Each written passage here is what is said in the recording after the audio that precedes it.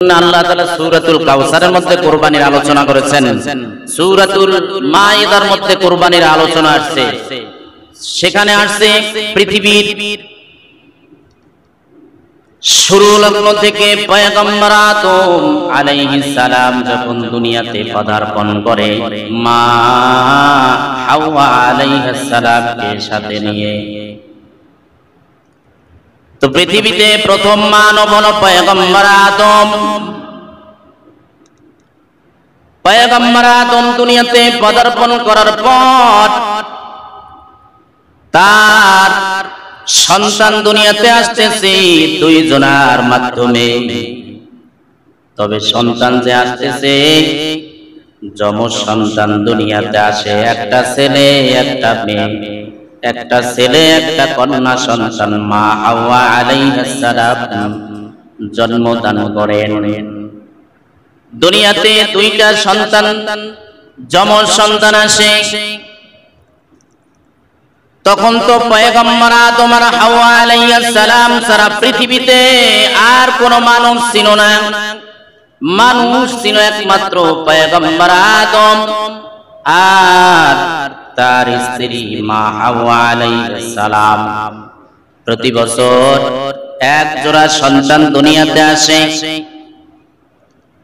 যেহেতু আর কোন মানুষ ছিল না, এই জন্য বিবাহ শাদীর একটা ব্যাপার, কারণ বংশ বিস্তারের প্রয়োজন। আল্লাহ তাআলার ইচ্ছা কিয়ামত পর্যন্ত মানুষের বংশ বিস্তার করবেন। আর বংশ বিস্তার করার জন্য আল্লাহ রব্বুল আলামিন পয়গম্বর আদম আলাইহিস সালামের সাথে সাথে মা হাওয়া আলাইহিস সালামকেও সৃষ্টি করেছে। তাদের উভয়ের মাধ্যমে এক জোড়া সন্তান দুনিয়াতে আসে, একটা ছেলে একটা মেয়ে। যেহেতু দুনিয়াতে আর কোনো মানুষ ছিল না, বৈবাহিক সম্পর্ক করার জন্য ভিন্ন মেয়ে ছেলে প্রয়োজন। কিন্তু আদমের সন্তান ছাড়া তো আর কোনো মানুষ নাই। এজন্য আল্লাহ তাআলা তদানীন্তন সময়ে পয়গম্বর আদম আলাইহিস সালামের উপরে বিধান নির্ধারণ করে দিলেন যে এক বছরের যমজ সন্তানের সাথে পরের বছরের যমজ সন্তানের সঙ্গে বিবাহ শাদী হবে। এটা ভাই বোনের সম্পর্ক হবে না। তো এক জোড়া সন্তান দুনিয়াতে আসলো। এক সন্তানের নাম কাবিল, এর সাথে একটা কন্যা সন্তান দুনিয়াতে আসছে। আর এক জোড়া যমজ সন্তান দুনিয়াতে আসছে, ছেলের নাম হলো হাবিল, তার সাথে সহোদর বোন দুনিয়াতে আসছে। এখন আল্লাহ তাআলার সিস্টেম অনুযায়ী বৈবাহিক সম্পর্ক হবে। হাবিলের সঙ্গে যেই বোনটা দুনিয়াতে আসছে, ওই বোনটার বিবাহ হবে কাবিলের সঙ্গে। আর কাবিলের সঙ্গে যেই বোনটা দুনিয়াতে আসছে, তার বিবাহ হবে হাবিলের সঙ্গে। ঘটনাক্রমে কাবিলের সঙ্গে যেই যমজ বোনটা দুনিয়াতে আসছে, ও হলো বড় সুন্দরী রূপসী। আর কাবিলের সঙ্গে হাবিলের সঙ্গে যে বোনটা দুনিয়াতে আসছে, সে হলো কুৎসিত কদাকার, কৃষ্ণাঙ্গ, একদম কালো, চেহারা ভালো না। তো ভাগ অনুযায়ী হাবিলের বোনটা কাবিলের ভাগে পড়ে, আর কাবিলের বোনটা হাবিলের ভাগে পড়ে। কাবিল লক্ষ্য করে দেখলো যে হাবিলের বোনটাকে বিবাহ করতে হবে, ওটা তো কালো। আর হাবিলের ভাগে তো পড়ে আমার সহোদররা বোন, ওটা তো বড় সুন্দরী। কাবিল এটা মেনে নিল না যে আমি ওই কালো বোনটাকে বিবাহ করতে পারবো না। আমার সাথে যেই যমজ বোনটা দুনিয়াতে আসছে, ও বড় সুন্দরী, আমি ওকে বিবাহ করব। আল্লাহ তাআলার বিধান লঙ্ঘন করলো, নিজের উপরে জুলুম করলো, ভাইয়ের উপরে জুলুম করলো। আল্লাহ রাব্বুল আলামিন ওই ঘটনা সূরাতুল মায়েদার মধ্যে স্পষ্ট করে আলোচনা এনেছেন। আল্লাহর হাবিবকে ডেকে বলেন, আপনি যথাযথভাবে হাবিল আর কাবিল পয়গম্বর আদম আলাইহিস সালামের দুই সন্তানের ঘটনা আপনি শোনা দেন। তো হাবিল বলল কাবিলকে, আমি আপনার উপরে জুলুম করব না, হয়তো আপনি আমার উপরে জুলুম করবেন, আর আমার পাপ রাশিগুলো আপনি আপনার গাড়ে চাপায় দিয়ে কিয়ামতের দিন উঠবেন, আমি এটা করব না। পয়গম্বর আদম আলাইহিস সালাম সমাধান দিয়ে দিলেন, ফয়সালা দিয়ে দিলেন, তোমরা আল্লাহ তাআলার সামনে কুরবানি পেশ করো, যার কুরবানি আল্লাহ তাআলা কবুল করবে সে ওই সুন্দরী বোনটাকে বিবাহ করবে। দুইজনে রাজি হয়ে গেল কুরবানি দেওয়ার জন্য।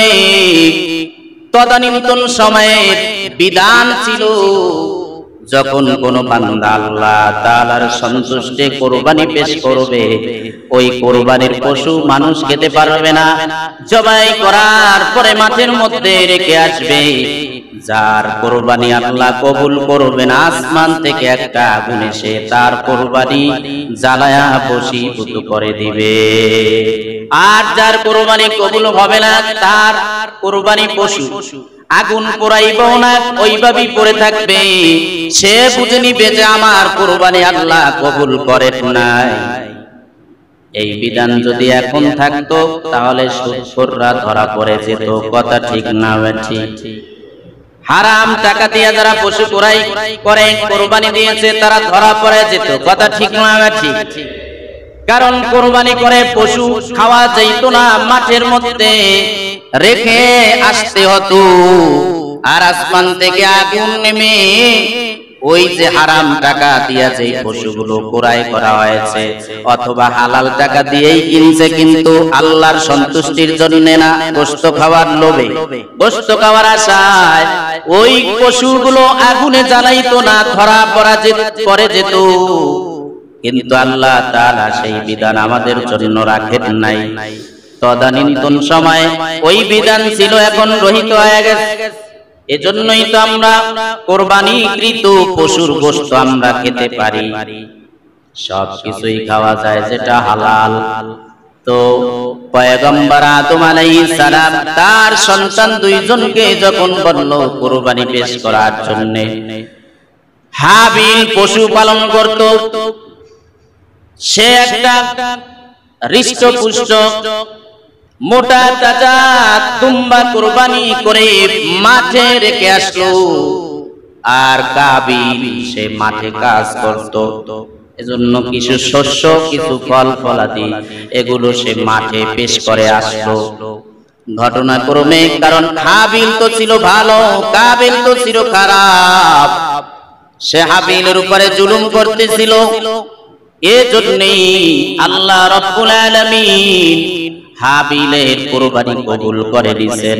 আসমান থেকে আগুন চলে আসছে, এসে হাবিলের পশু পোড়ায়া জ্বালায়া পোড়ায়া সরকার করে দিয়ে গেছে, আর কাবিলের ওই শস্য ফল ফলাদি ওগুলো পড়ে আছে। অবস্থা দেখে তো কাবিল ধরা পড়ে গেছে। সে বুঝতে পেরেছে আমার কুরবানি আল্লাহর কাছে কবুল হয় নাই। হাবিল বলে, আমি তো মুত্তাকি, আমি আল্লাহকে ভয় করি, আমি পাপাচার করব না। আর আল্লাহ রাব্বুল আলামিন মুত্তাকিনের আমল কবুল করেন, সুবহানাল্লাহ বলেন। এজন্য রবকে ভয় করে, রবের সন্তুষ্টি চিত্তে যারা আল্লাহ তাআলার উদ্দেশ্যে কুরবানি করবে, তারা গোশত খাওয়ার পরেও আল্লাহ তাদের কুরবানির সওয়াব দিয়ে দিবে। তো ঘটনাক্রমে যখন ধরা পড়ে গেছে কাবিল, এবারে সে ক্ষিপ্ত হয়ে হাবিলের উপরে, কাবিল বলল, হাবিলকে আমি তোমাকে হত্যা করতে চাই।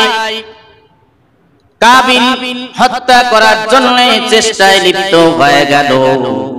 হাবিল বলল, আমি এটা করব না, আমি তোমার উপরে জুলুম করব না, তুমি আমার ভাই, তুমি জুলুম করতে পারো। ঘটনাক্রমে তাফসীর ইবনে কাসীরের মধ্যে আসে, কাবিল তার ভাই হাবিলকে নিয়ে একটা জঙ্গলের কিনারায় নিয়ে সেখানে ঝাপটে ধরেছে হাবিলকে। কাবিল ঝাপটে ধরে, তারাই তো পৃথিবীর শুরু লগ্নের মানুষ, মানুষ কিভাবে হত্যা করতে হয় তা তো সে জানে না। কাবিল তার জানা নাই যে কিভাবে তার ভাইকে হত্যা করবে। সে পিছন থেকে চাপতে ধরে হাবিলের গলা মুরসাইছিল, মুরসাইতেছে শুধু। তাফসীর ইবনে কাসিরের মধ্যে আসে ওই সময় শয়তান মানব আকৃতিতে এসে দাঁড়িয়ে বলল, তুমি কি তোমার ভাইকে হত্যা করতে চাও? কাবিল বলল, হ্যাঁ, আমি আমার ভাইকে দুনিয়ায় রাখতে চাই না, তাকে হত্যা করতে চাই। শয়তান বুদ্ধি শিখায় দিছে, কারণ যেখানে খারাপ কাজ হয়, খারাপ কাজের জন্য মানুষ প্রস্তুতি নেয়, ওখানে শয়তান বাকি কাজ সম্পূর্ণ করার জন্য সহযোগিতা করে। ঠিক না ভাই? ঠিক। খারাপ কাজে লিপ্ত হবে যুবক যুবতী, প্রস্তুতি নিতেছে, শয়তান বলে তাড়াতাড়ি কর, তাড়াতাড়ি কর, মানুষের দিকে বলবে তাড়াতাড়ি কর, তাড়াতাড়ি কর। আল্লাহ না করুন, কোন মানুষ যখন আত্মহত্যার জন্য ইচ্ছা প্রকাশ করে, ইচ্ছা পোষণ করে, তখন শয়তান ভিতরে এসে প্ররোচনা দেয়, তাড়াতাড়ি নিজেকে শেষ করে ফেল, দুনিয়ায় থেকে কোনো লাভ নাই। এই শয়তানের প্ররোচনায় ধোঁকায় পড়ে মানুষ নিজেকে হত্যা করে ফেলে, খারাপ কাজ সম্পন্ন করে। তো ওই সময়ও কাবিলকে শয়তান এসে পরামর্শ দিল, তুমি কিভাবে হত্যা করবা? তুমি একটা কাজ করো, একটা বড় পাথর লাও, বড় এক খণ্ড পাথর দিয়ে তোমার ভাই হাবিলের মাথার উপরে আঘাত করো, দেখবে আপনি তোমার ভাই দুনিয়া থেকে বিদায় হয়ে গেছে। অথবা শয়তান একটা প্রাণীর উপরে পাথর দিয়ে আঘাত করলো, অথবা দুইটা প্রাণী একাত্র হয়ে একটা প্রাণী আরেকটার উপরে ঝাঁপটে ধরে পাথর দিয়ে মাথা থেতলিয়ে দিয়েছে। এইভাবে কাবিল তার হাবিলকে পাথরের আঘাত করে করে দুনিয়া থেকে বিদায় করে দিছে। এখন সমস্যায় পড়ে গেছে, লাশ তো গোপন করা দরকার। দেখেন ওই কাবিলের যে চিন্তা, বর্তমানেও যারা মানুষ হত্যা করে তাদেরও হত্যা করার পরে একই চিন্তা, কিভাবে লাশ গোপন করা যায়। কথা ঠিক না? ঠিক। এজন্য হত্যা করার পরে স্ত্রী স্বামীকে জবাই করে 6 খণ্ড করে রান্নাঘরের ভিতরে মাটি খুঁড়ে সেখানে দাফন করে রাখে। কিছুদিন আগের ঘটনা, এক স্ত্রী তার স্বামীকে হত্যা করে 6 টুকরা করে ঘরের খাটের নিচে বস্তার মধ্যে ঢুকায় রাখে। গোপন করার বিভিন্ন সিস্টেম তারা চিন্তা করে। ঠিক তেমনি ভাবে কাবিল তার ভাইকে হত্যা করার পর তাকে গোপন করার চিন্তায় সে লিপ্ত হলো, কিন্তু তার তো কোনো জানা নাই কিভাবে তাকে গোপন করবে। আল্লাহ রাব্বুল আলামিন 2টা কাক প্রেরণ করলেন। 2টা কাক জমিনে এসে কাবিলের সামনে এসে 2টা কাক একটা আরেকটার সাথে ঝগড়ায় লিপ্ত হয়ে গেল। এক পর্যায়ে একটা কাক যখন মারা যায়, আর একটা কাক, যে কাকটা বেঁচে ছিল, ওই কাকটা তার ভাই যে কাকটা মারা গেছে সেইটাকে গোপন করার জন্য মাটি খনন শুরু করে দিয়েছে। মাটি খনন করে মৃত্যু কাকটাকে গর্তের ভিতরে রেখে মাটি চাপা দিয়ে রাখলো। কাবিলও তার ভাইকে ওইভাবে মাটি খনন করে তার ভাই হাবিলকে মাটির ভিতরে রেখে এরপরে সে আফসোস করতে লাগলো, হায় রে, আমি মানুষ হয়ে কাকের মতন যে একটু বুদ্ধি, সেই বুদ্ধিটাও আমার মাথার ভিতরে নাই। এসছিল ইতিহাস, কোরবানির ইতিহাস। এখান থেকে একটা পয়েন্ট আমি আপনাদেরকে বের করে দিতে চাই, সেটা হলো কিয়ামত পর্যন্ত যত মানুষ অন্যায়ভাবে মানুষকে হত্যা করবে, তার একটা গুনার ভাগ, একটা গুনার অংশ কাবিলের আমলনামায় চলে যাবে। কারণ পৃথিবীর শুরু লগ্নে এই অন্যায়ভাবে হত্যাকাণ্ড ঘটিয়েছে একমাত্র কাবিল। এজন্য যারা খারাপ কাজ করে মারা যাবে, ওই খারাপ কাজটা যারা করবে, ওই গুনার কাজ, গুনার একটা অংশ যে শুরু করেছিল তার আমলনামায় চলে যাবে। অনেক ফ্যামিলির বন্ধুরা আছেন, ঘরের ভিতরে গুনাহের আসবাব ঢুকায়া দিয়েছেন, আপনি হয়তো থাকবেন না, গুনার আসবাব গুলো থাকবে। আপনি দুনিয়া থেকে বিদায় হওয়ার পরে আপনার ছেলে মেয়ে, আপনার স্ত্রী, আপনার আত্মীয় স্বজন ওই গুনাহের কাজগুলো আবার বারংবার করতে থাকবে। আপনি তো জোগাড় করে দিয়ে কবরে চলে গেছেন, ওই তারা গুনার কাজ করার একটা অংশ অটোমেটিক আপনার কবরে যেতেই থাকবে। কথা ঠিক না ঠিক? আর যদি ঘরের ভিতরে আপনি ভালো কাজ শুরু করে দেন, ভালো কাজ বলতে সন্তানকে তিনি শিক্ষা, স্ত্রীকে তিনি শিক্ষা, ভালো ভালো কাজগুলো যদি আপনার সন্তানদের মাঝে রেখে যান, আপনার স্ত্রীর মাঝে রেখে যান, আপনি দুনিয়া থেকে বিদায় হওয়ার পরে আপনার সন্তান কান্না করে করে সূরাতুল ইয়াসিন পাঠ করবে বাবার জন্য, স্ত্রী স্বামীর জন্য কান্না করবে, আল্লাহর কাছে দোয়া করবে, নামাজ আদায় করবে। যত ভালো কাজ তারা করতে থাকবে, বাবার কবরে সবের একটা অংশ কবরে যেতেই থাকবে। ঠিক না বেঠিক? জোরে বলেন। ঠিক তেমনি ভাবে কাবিল হত্যাকাণ্ড ঘটিয়েছে, কিয়ামত পর্যন্ত যত মানুষ অন্যায় ভাবে হত্যাকাণ্ড ঘটাবে, এর একটা পাপের অংশ কাবিলের কবরে চলে যাবে। বুখারীর বর্ণনায় এসেছে, আল্লাহ রাসূল বলেন, হত্যাকারী কাতিল মাকতুল জাহান্নামী। সাহাবায়ে কেরাম জিজ্ঞাসা করলো, পয়গম্বর, যিনি হত্যা করেছেন সে তো অপরাধী, সে জাহান্নামে যাবে এটা তো বুঝলাম, কিন্তু যাকে হত্যা করা হয়েছে আপনি বলছেন সেও জাহান্নামে যাবে, এইটা তো বুঝলাম না। আল্লাহর রাসূল বলেন, যাকে হত্যা করা হয়েছে সে এই কারণে জাহান্নামে যাবে কারণ সেও চেষ্টা করেছিল তার ভাইকে হত্যা করার জন্য, কিন্তু সে হেরে যায়, সে হত্যা হয়ে যায়। উভয়জনই চেষ্টা করেছিল একজন আরেকজনকে হত্যা করতে, এজন্য অন্যায়ভাবে কাউকে হত্যা করা হারাম, শরীয়তের বিধান ব্যতীত। তো কাবিল তার ভাইকে হত্যা করে সে জাহান্নামে চলে গেছে। কিয়ামত পর্যন্ত যত মানুষ অন্যায়ভাবে হত্যা করবে এর বোঝা কাবিল বহন করবে। এজন্য মানুষকে কষ্ট দেওয়া যাবে ভাই? জোরে বলেন। মানুষকে কষ্ট দেওয়া যাবে না, প্রাণীকেও কষ্ট দেওয়া যাবে না। যেই প্রাণী হত্যা করা শরীয়তে বৈধ রাখছে, যেই প্রাণীগুলো মানুষকে কষ্ট দেয় ওগুলো আপনি মারতে পারেন, যেমন ইঁদুর, যেমন সাপ, এগুলো বাদ দিয়ে যেগুলো মানুষকে ক্ষতি করে না, মানুষকে কষ্ট দেয় না, খামাখা ওগুলো হত্যা করাও নিষেধ, ওগুলো হত্যা করা যাবে না, ওগুলোকে কষ্ট দেওয়া যাবে না, মানুষকেও কষ্ট দেওয়া যাবে না, এটাই শরীয়তের বিধান। তো মানব ইতিহাসে কুরবানির ইতিহাস শুরু লগ্ন থেকে এরকম যুগে যুগে কুরবানি চলে আসছে। সূরাতুল সাফফাতের মধ্যে এসেছে, আল্লাহ রাব্বুল আলামিন বলেছেন, রব্বি হাবলি মিনাস সালিহিন ফাবাশশারনাহু বিগুলামিন হালিম। পয়গম্বর ইব্রাহিম আলাইহিস সালামের বয়স যখন ৮৬ বছর, বার্ধক্য বয়সে চলে গেছে, ওই সময় ইব্রাহিম আলাইহিস সালাম আল্লাহ রাব্বুল আলামিনের কাছে দোয়া করলেন, আল্লাহ ও পরওয়ারদিগারে আদম, আমাকে একটা নেককার সন্তান দান করো, রব্বি হাবলি মিনাস সালিহিন। সন্তান চাইতে হবে কার কাছে? আসতে বললেন কেন? কার কাছে সন্তান চাইতে হবে? সন্তান দেনেওয়ালা কে? নাকি বাবাই? তাহলে যারা বাবার কাছে সন্তান চায় ও শিরিক করলো, নিজের ঈমান ধ্বংস করলো।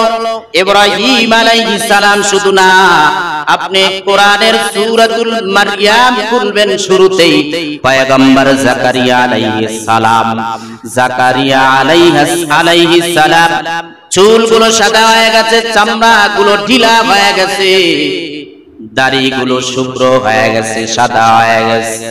এমত অবস্থায় জাকারিয়া আলাইহিস সালাম আল্লাহর কাছে দোয়া করছে, ও পরওয়ারদিগারে আদম, একটা সন্তান দিয়া দাও, আমার বংশ রক্ষা হবে। আল্লাহ বলল, যাও, আমি একটা সন্তান দিলাম, তার নাম রাখবা ইয়াহইয়া।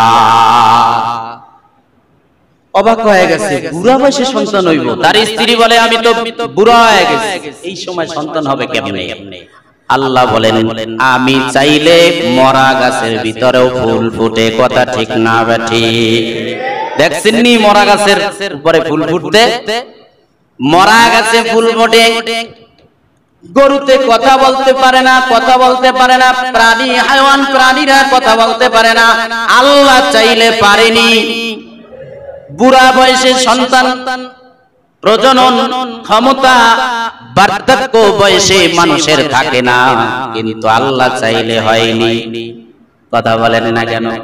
বুড়া বয়সে জাকারিয়া আলাইহিস সালামের সন্তান হইছে একটা, পয়গম্বর ইব্রাহিম আলাইহিস সালামের সন্তান হইছে ইসমাঈল আলাইহিস সালাম। তখন ইব্রাহিম আলাইহিস সালামের বয়স 86 বছর। তাহলে এখান থেকে বোঝা যায় আমাদের কারো যদি বুড়া বয়সে সন্তান হয়, এটা ভালো লক্ষণ না খারাপ লক্ষণ? কথা কয় না? বুড়া বয়সে সন্তান হলে মানুষ সিসি করে, হ্যাঁ তাই না? নিজের সন্তান বড় হয়ে যাওয়ার পরে আবার যদি সন্তান নেয়, মানুষ কয় আর কোনো বুদ্ধি নাই, হ্যাঁ এখনো সন্তান নেওয়া লাগে। কিন্তু আল্লাহ দিলে পাসার কোনো কায়দা আছে? যারা আটকায় রাখে আটকায় রাখে আটকায় রাখে, শুধু আটকায় রাখে, বুড়া বয়সে দুইটা আল্লাহ দিয়া দিয়েছে। কারণ যুবক বয়সে সে আটকায় রাখছে যাতে না হইতে পারে, এজন্য আল্লাহ একবারে 4টা 5টা পর্যন্ত দিয়া দেয়। তো কিছুদিন আগে চট্টগ্রাম না কোন জায়গায় যেন 7টা হইছে, আলাদা আলাদা 7টা হইছে, আলাদা আলাদা, সবাই সুস্থ আছে এবং সবগুলাই নরমাল। সুবহানাল্লাহ। আটকায় রাখলে মনে করবেন যে আল্লাহ দিতে পারবো না, ঔষধ সেবন করবেন আটকায় রাখার জন্য, আল্লাহ যাতে না দিতে পারে। বান্দা আটকায় রাখবো, আল্লাহ কইবে কুন ফায়াকুন, হও, সাথে সাথে হয়ে যাবে। কথা ঠিক না ঠিক? তো ইব্রাহিম আলাইহিস সালাম আল্লাহর কাছে সন্তান চাইলেন। এখান থেকে আমাদের শিক্ষা নিয়ে হলো সন্তান চাইতে হবে কার কাছে? জোরে বলেন।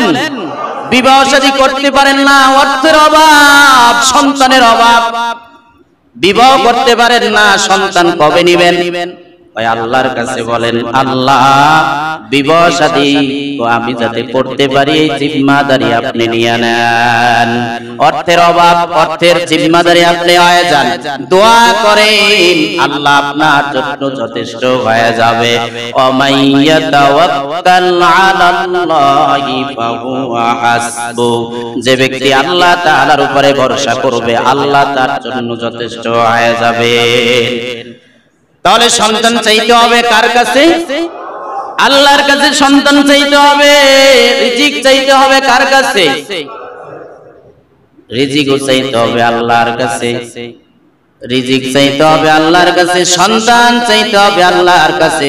ইব্রাহিম আলাইহিস সালাম কেমন আল্লাহর উপরে ভরসাশীল ছিলেন, নির্ভরশীল ছিলেন। দেখেন বুড়া হয়ে গেছে, সন্তান হয় না, তারপর আল্লাহর দরবার ছাড়ে নাই, আল্লাহর উপরে নির্ভরশীলতা ছাড়ে নাই। আল্লাহর কাছে বার্ধক্য বয়সেও বলেছেন, আল্লাহ আমাকে একটা নেককার সন্তান দিয়ে দাও। আল্লাহ সাথে সাথে ঘোষণা দিলেন, ফাবাশশারনাহু বিগুলামিন হালিম। হে পয়গম্বর ইব্রাহিম, আমি তোমাকে একটা সুসংবাদ দিলাম, একজন সহনশীল ধৈর্যশীল সন্তানের। সুবহানাল্লাহ বলেন। ধৈর্যশীল, জ্ঞানওয়ালা, বুদ্ধিমান, বুদ্ধি সম্পন্ন একটা সন্তানের সুসংবাদ আমি দিয়া দিলাম। এরপরে আল্লাহ রাব্বুল আলামিন বলেন, ফালাম্মা বালাগা মাআহুস সাআয়া ক্বালা ইয়া বুনাইয়া ইন্নী আরা ফিল মানাম। সন্তান হয় না, সন্তান হয় না, বার্ধক্য বয়সে একটা সন্তান হয়েছে।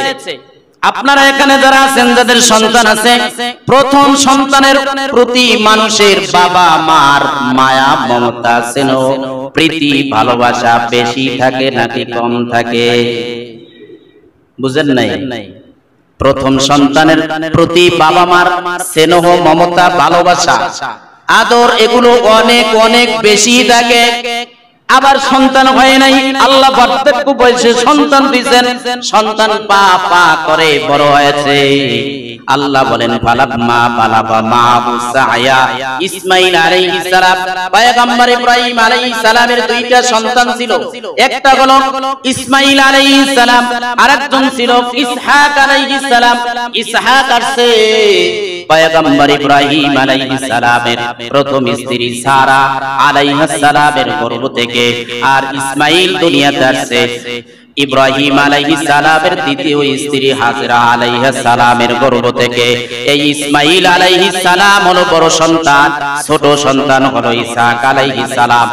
স্পষ্ট করে বলি, এই শরীয়তের যে বিধান, যে কুরবানির বিষয়টা, ইব্রাহিম আলাইহিস সালাম তার বড় সন্তান ইসমাঈলকেই কুরবানি দিয়েছে বিনা ময়দানে, ইসহাককে কুরবানি দেয় নাই। যারা অপপ্রচার চালু করছে, অপপ্রচার করতেছে যে ইসহাক আলাইহিস সালামকে ইব্রাহিম আলাইহিস সালাম কুরবানি দিয়েছে, এটা সম্পূর্ণ ভুল। কারণ সারার গর্ভে সন্তান হয় না, হাজরার গর্ভে সন্তান হয়েছে ইসমাঈল।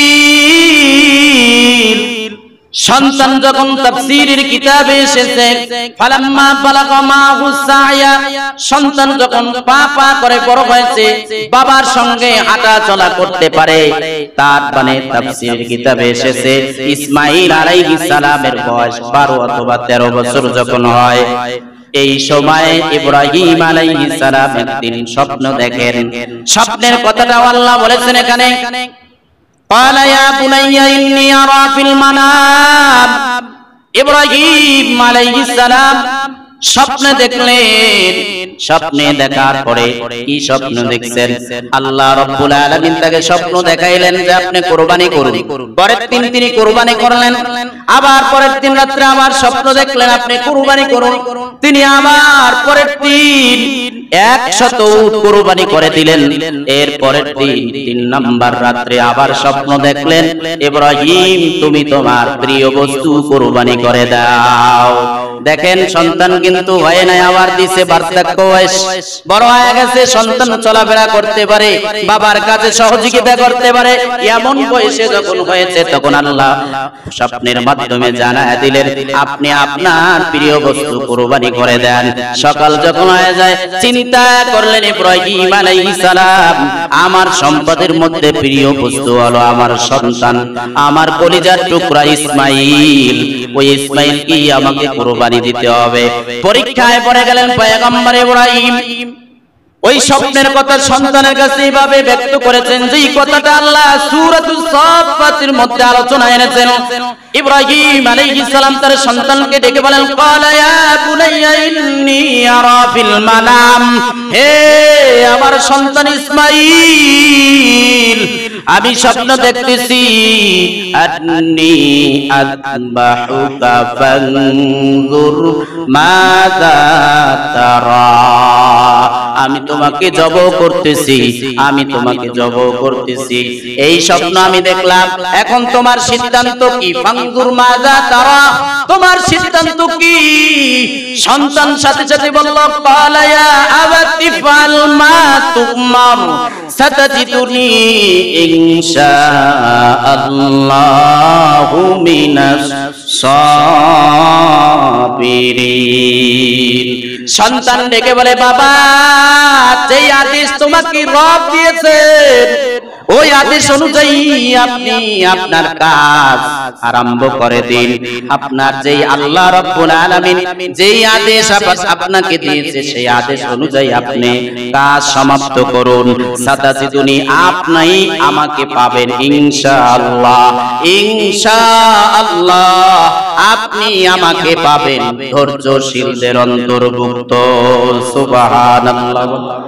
বর্তমানে কোনো বাবা যদি বলে, যদি এই বিধান রহিত হয়ে গেছে, তারপরে যদি কোনো বাবা তার সন্তানকে বলে কথার কথা বলতেছি যে আল্লাহ তোমাকে বলছে জবাই করতে, সন্তান কইবে আর জায়গা পায় না,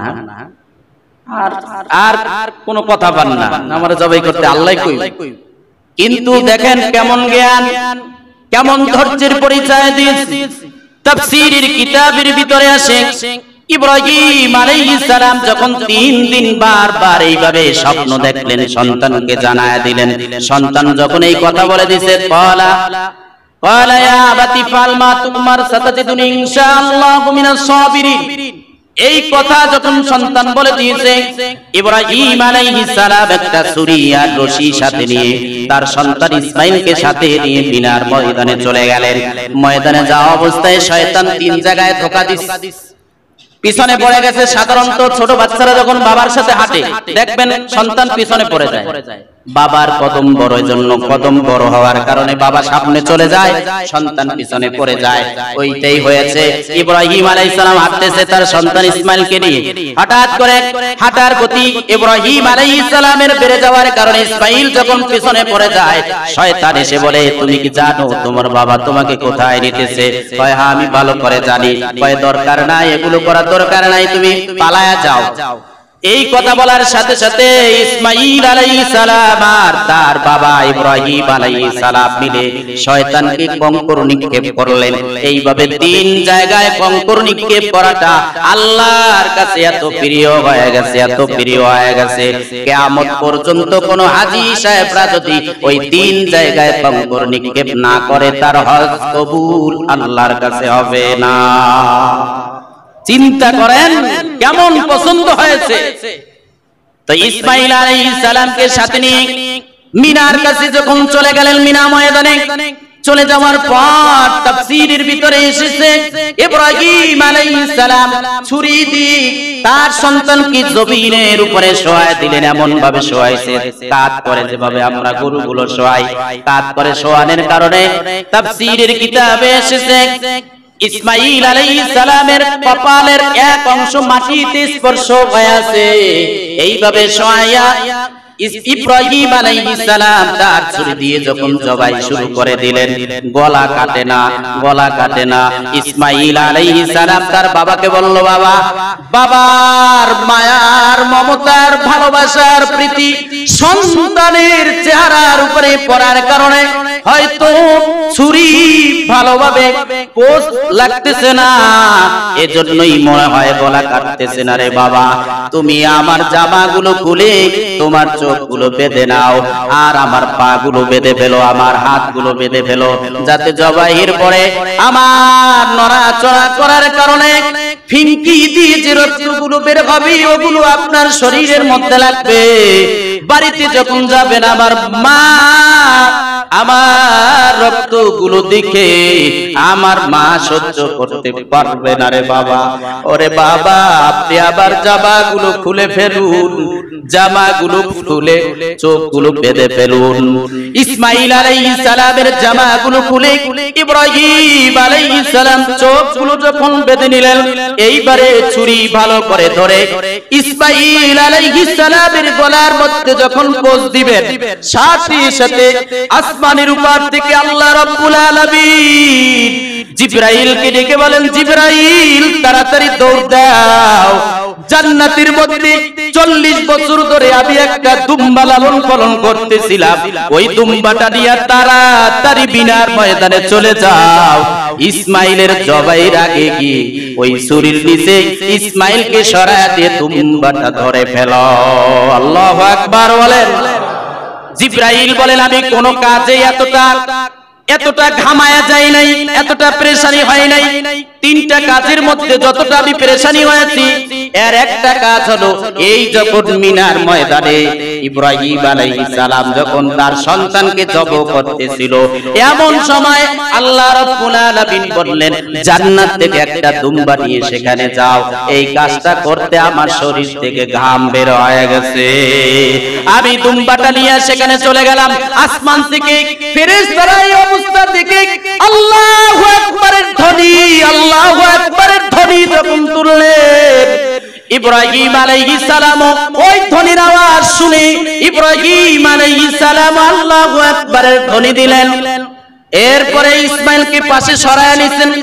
ইব্রাহিম আলাইহিস সালাম তো জানেন না তার চোখ বাঁধা, ভিতরে দুম্বা ঢুকায়া দিছে, জবাই কাজ সম্পন্ন হয়ে গেছে। জবাইয়ের অবস্থা দেখে জিবরাইল নিচের থেকে আওয়াজ দিল, লা ইলাহা ইল্লাল্লাহু আল্লাহু আকবার। চোখ যখন ইব্রাহিম আলাইহিস সালাম খুললেন, যখন খুলে ফেললেন, দেখলেন তার সন্তান দাঁড়িয়ে আছে, দুম্বা জবাই হয়ে গেছে। তখন তিনি বলে উঠলেন, লিল্লাহিল হাম, অর্থাৎ আল্লাহু আকবার, আল্লাহু আকবার, লা ইলাহা ইল্লাল্লাহু আল্লাহু আকবার, আল্লাহু আকবার, লিল্লাহিল হাম।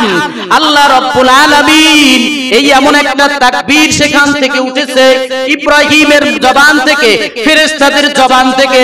এজন্য মুসলমানদের উপরে ওয়াজিব হয়ে গেছে একবার, পুরুষের উপরে একবার ওয়াজিব হয়ে গেছে 9 জিলহজ আরাফার দিন ফজরের নামাজ থেকে 13 তারিখ আসর পর্যন্ত একবার উচ্চ স্বরে প্রত্যেক ফরজ নামাজের পরে তাকবীর দেওয়া ওয়াজিব। আল্লাহু আকবার, আল্লাহু আকবার, লা ইলাহা ইল্লাল্লাহু আল্লাহু আকবার, আল্লাহু আকবার, লিল্লাহিল হাম। জবাই শেষ হয়ে গেছে, গোশত নিয়ে বাড়িতে যাবে। এই ঘটনা থেকে আমাদের শিক্ষা হলো ধৈর্য ধারণ, কেমন ধৈর্য। আর জবাইটা হবে কার নামে? জোরে বলেন। আল্লাহ তাআলার নামে পশুটা কুরবানি হয়। যদি আল্লাহ তাআলার নামে আপনার পশুটা কুরবানি হয়ে যায়, আপনি সওয়াব পাবেন, পশমে পশমে সওয়াব পেয়ে যাবেন। এই আজকের হলো জিলহজ মাসের 1 তারিখ। তো সেই হিসাবে 10ই জুলাই মাসের 10 তারিখ আপনার কুরবানি। তো যতগুলো আমল আছে এর মধ্যে 2টা আমলে, একটা আমি যেটা বললাম তাকবীর, এই তাকবীর, এই 10 দিনের আমল অন্য দিনের আমলের চেয়ে আল্লাহর কাছে সবচাইতে প্রিয়। এজন্য বলা হয়েছে হাদিসে বেশি বেশি আল্লাহকে স্মরণ করা। 2 নম্বর আমল তাকবীর। 3 নম্বর আমল যেটা 9 জিলহজ, অর্থাৎ রবিবার যদি কুরবানি হয় আমাদের বাংলাদেশে, তাহলে শনিবার দিন রোজা রাখা, ওইটাই হলো আমাদের আরাফার দিন। সৌদি আরবের সাথে মিলাবেন না, খবরদার। আমাদের বাংলাদেশের নিয়ম বাংলাদেশে চলবে। তো যদি রবিবার দিন কুরবানি হয়, তাহলে শনিবার দিন রোজা রাখা, এটাই হবে আরাফার দিন। আর শনিবার দিন রোজা রাখার ব্যাপারে হাদিসে বলেছেন, আরাফার দিন রোজা রাখলে 1 বছর আগের 1 বছর পরের গুনাহ আল্লাহ তাআলা ক্ষমা করে দিবেন। অর্থাৎ কুরবানির আগের দিন, কোন দিন ভাই? কুরবানির আগের দিন রোজা রাখলে 1 বছর আগের 1 বছর পরের গুনাহ আল্লাহ তাআলা ক্ষমা করে দিবেন। সুবহানাল্লাহ বলেন। এজন্য আমরা রাখতে পারি আর না পারি, আমরা আমাদের মা বোনদেরকে বলে দিব, তারা কিন্তু নফল রোজায় খুব পাগল। এজন্য তাদেরকে বলে দিব তারা যাতে রাখে। আল্লাহ তাআলা আমল করার তৌফিক দান করেন, বলেন আমিন।